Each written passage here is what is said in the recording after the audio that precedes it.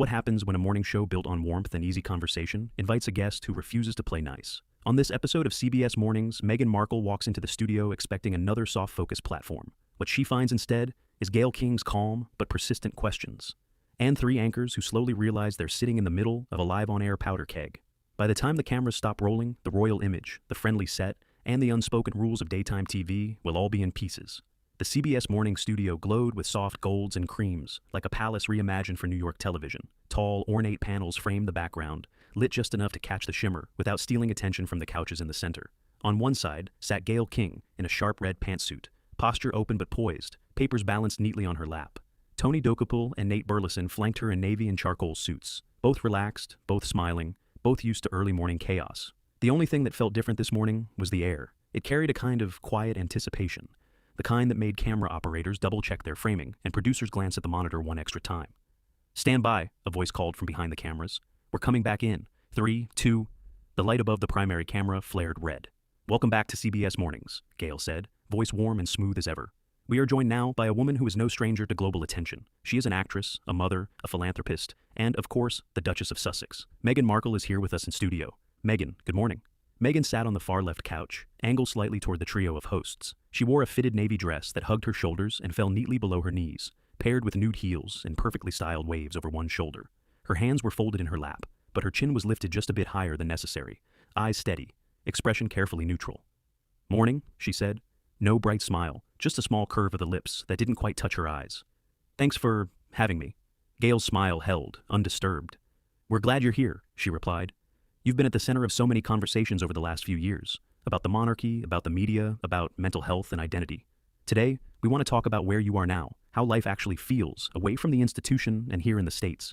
Meghan gave a soft, almost amused exhale. "People always want to know how life feels," she said, making air quotes with one hand. "I suppose that's easier than confronting why it had to change in the first place." There was a small ripple of polite laughter from the audience, but the tone behind her words was sharper than the reaction. Tony leaned forward, picking up the thread. "Well, let's start with something simple," he said. "You've been living in California with Harry and the kids for a few years now. What does a normal day look like for you?" Meghan glanced at him, then back to Gayle, as if deciding whether the question was even worth answering. "A normal day," she repeated, rolling the words around. "I'm not sure my life has ever been normal, Tony. People insist on projecting their fantasies onto me. Some think I'm trapped in a castle. Others imagine I'm barefoot in a Montecito garden, reading poetry to hummingbirds." Nate chuckled under his breath. "That doesn't sound so bad," he offered, trying to keep it light. Meghan's gaze flicked to him. "For you, maybe," she said. "For me, it's just another narrative written by people who need me to fit into something they can understand." Gayle's fingers tightened slightly around her note cards, but her tone stayed easy. "I think what Tony meant," she said, "was more about your routine. School runs, work calls, family time. The things that make up a life." "Right," Meghan replied, her voice still cool. "Well, I wake up, I breathe, I exist, I make decisions. The rest is really none of anyone's business, no matter how much they feel entitled to it." The audience's reaction this time was quieter. No laughter, just a murmur. Tony glanced at Gayle. Nate shifted ever so slightly in his seat. Gayle nodded slowly. "You've spoken a lot about feeling scrutinized," she said gently. "Do you feel that even now, being here, talking with us?" Meghan arched a brow. "I feel scrutinized every time someone expects me to package my life into digestible, inspirational sound bites," she said. "I'm not a quote, I'm a person."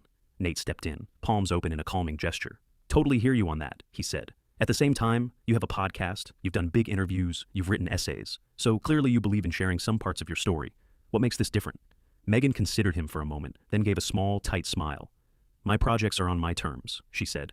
"This," she gestured vaguely at the studio, the cameras, the hosts, "is on yours. There's a difference." Gayle's practiced professionalism didn't waver, but the slightest furrow appeared between her brows. "Let's talk about those terms then," she said. "You and Harry stepped back from royal duties, started building your own ventures, production, philanthropy, speaking. Some people see that as empowering. Others say you've been redefining what royalty means for a new generation. How do you see it?" Meghan tilted her head, her tone turning almost bored. "I don't spend my time worrying about what some people see," she replied. "I didn't leave one institution just to become trapped in another one made of public opinion polls."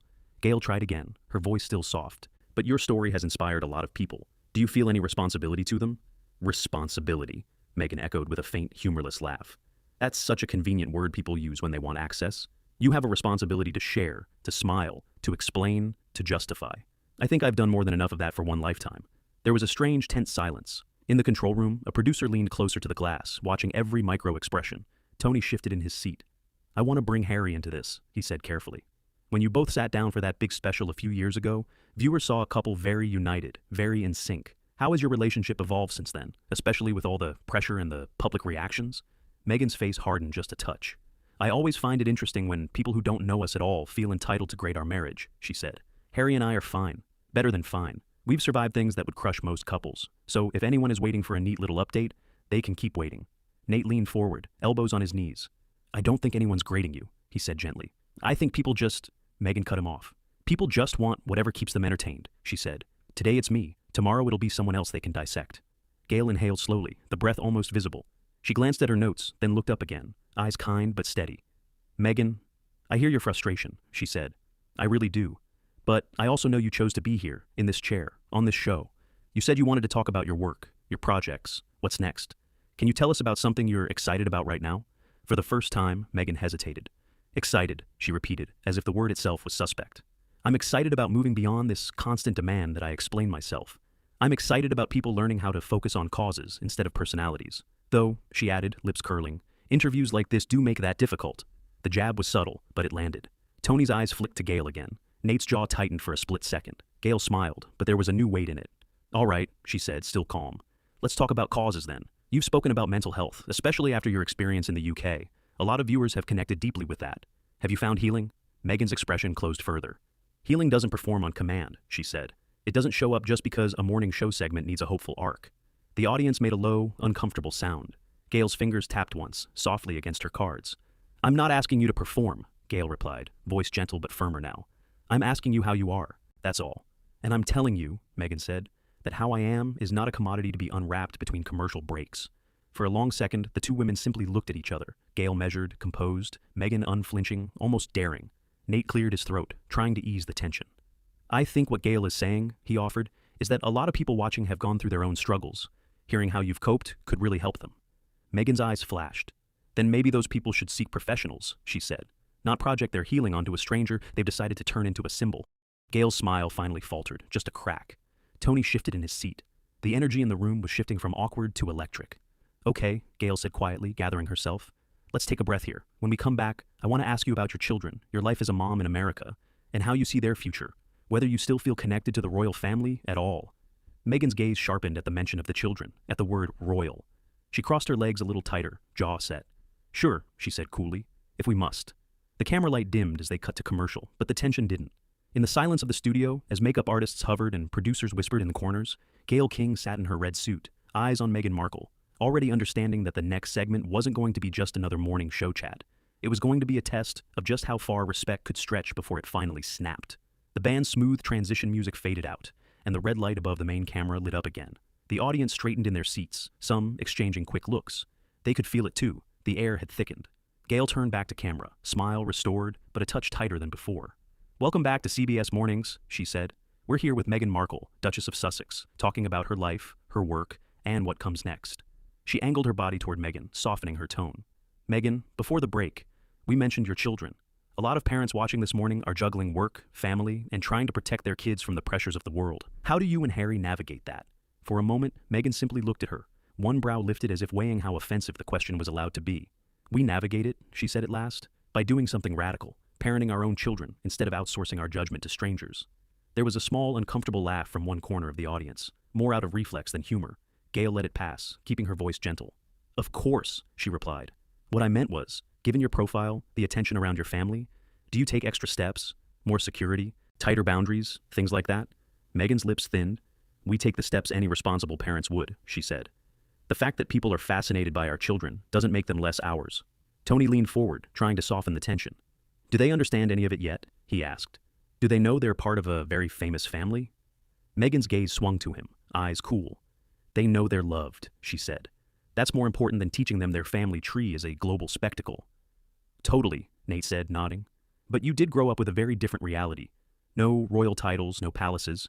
Do you ever worry that, in protecting them, you might also be, I don't know, sealing them off from a part of who they are?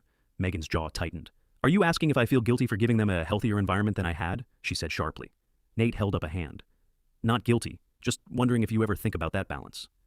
The balance, she repeated, almost mocking.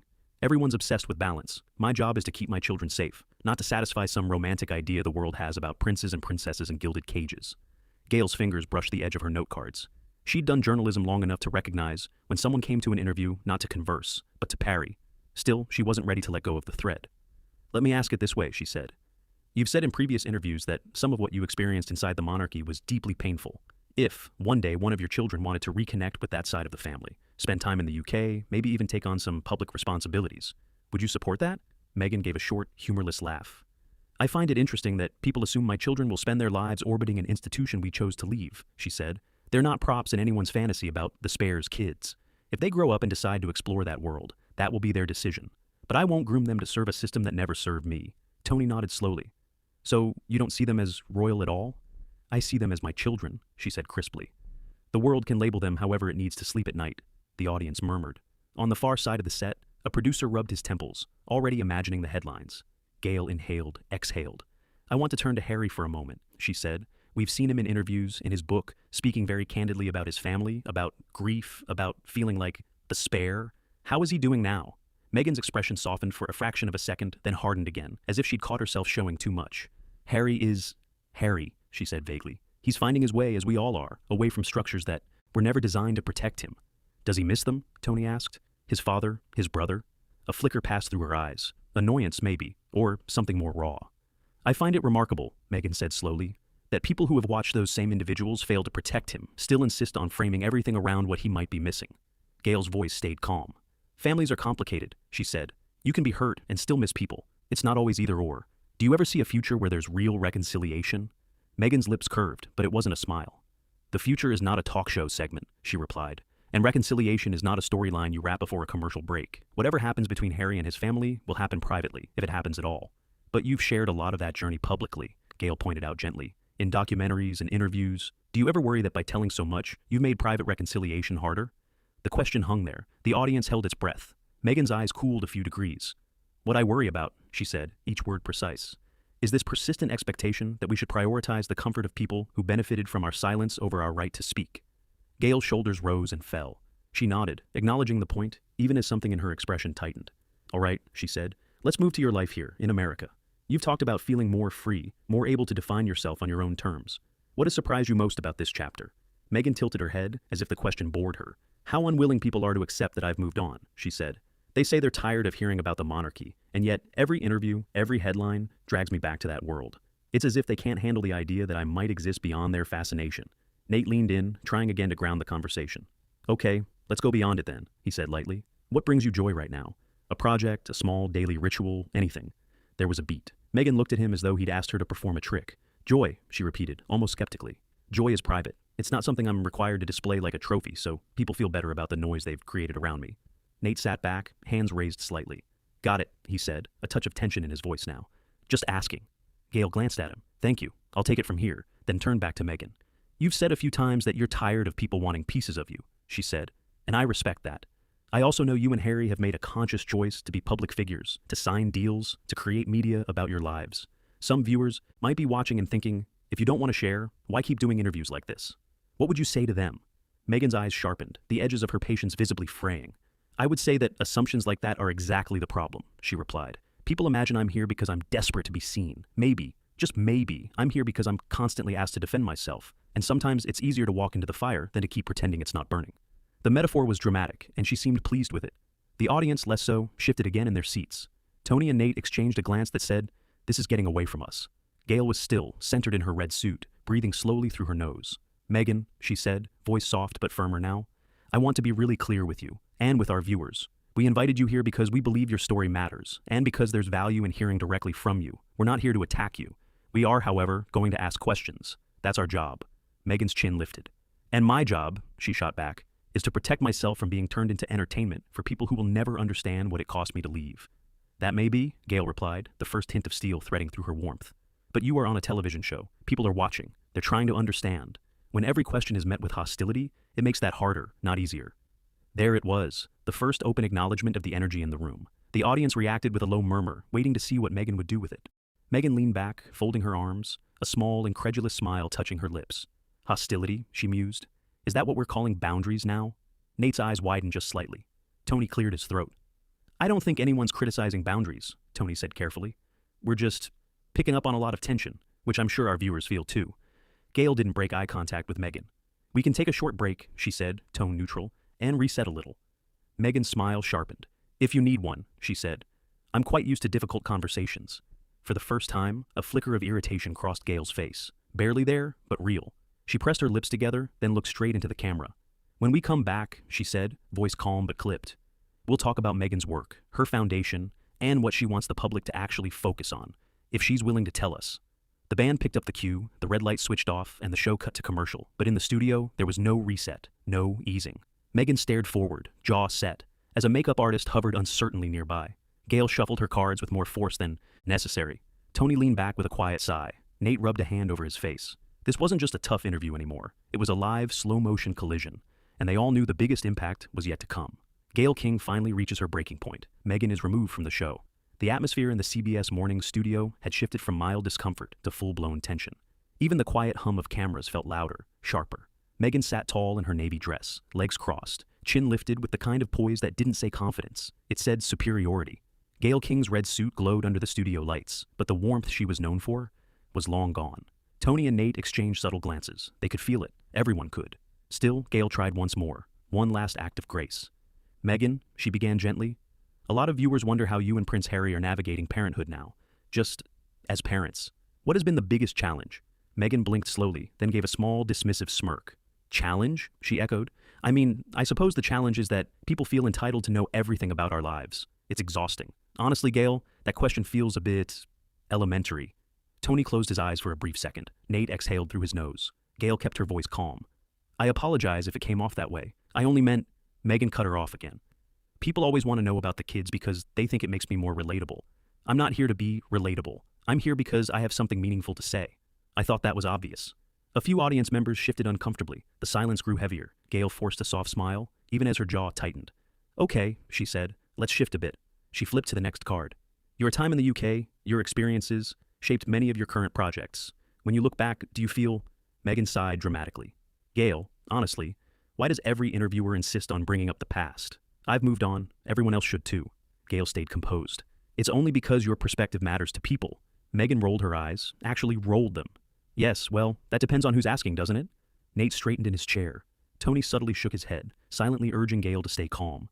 But Gayle pushed forward, determined to salvage at least one meaningful answer. "Let me ask you something very simple then," she said. "Are you happy right now? Truly happy?" Meghan laughed, not kindly, but with a sharp cutting edge.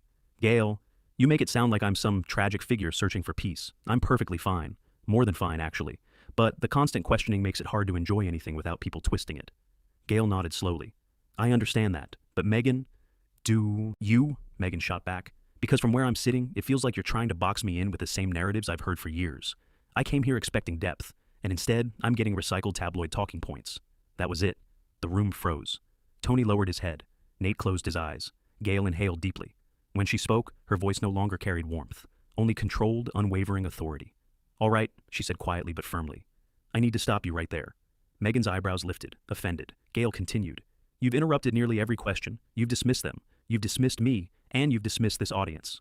Meghan leaned back, arms crossing defensively. "I'm simply being honest." Gayle shook her head gently. "No, you're being disrespectful." The audience gasped. Meghan's mouth fell open slightly. Gayle pressed on, each word crisp, measured, and final. "We invited you here in good faith. We asked thoughtful questions. We tried, truly tried, to give you space to share whatever you wanted. But instead of conversation, we've received contempt. Instead of dialogue, we've received attitude." Meghan shifted uncomfortably. "I don't appreciate the tone, Gayle." Gayle leaned forward. "And I don't appreciate being talked down to on my own show." Tony gently reached toward Gayle's arm, murmuring, "Gayle, maybe—" But she lifted her hand, signaling she wasn't finished. "I won't let this program turn into a spectacle of arrogance. Not today." Meghan's eyes narrowed. "What exactly are you saying?" Gayle met her gaze directly, steady, unapologetic. "I'm saying this interview is over." A stunned silence filled the studio. "Meghan," Gayle continued, "I need to ask you to step off the set. We cannot continue the show like this." Meghan stared at her, speechless for the first time that morning. Tony and Nate sat frozen. Finally, Meghan rose slowly from her chair, gathering her composure, though her face was a storm of indignation. "This is unbelievable," she muttered under her breath. Gayle didn't flinch. "Thank you for your time." Meghan turned sharply and walked off the stage, heels clicking with icy precision, leaving behind an audience holding its breath. The moment she disappeared behind the curtain, Gayle exhaled and turned back to the cameras. Professional, poised, poised, resolute. "We'll take a short break," she said softly. "We'll be right back." The studio lights dimmed. The segment was over. The interview was finished. And Meghan Markle had been dismissed from CBS Mornings, on live television. And that's how it ended. Not with a graceful exit, not with a polished PR moment, but with Meghan Markle being asked to leave the CBS Mornings set after one of the most tense interviews daytime television has ever seen. What do you think? Was Gayle King right to shut it down, or did things go too far? If you enjoyed this dramatic breakdown and want more intense celebrity showdowns, royal clashes, and behind-the-scenes tension, make sure to like this video. Subscribe for more stories like this, and turn on the bell so you never miss the next one.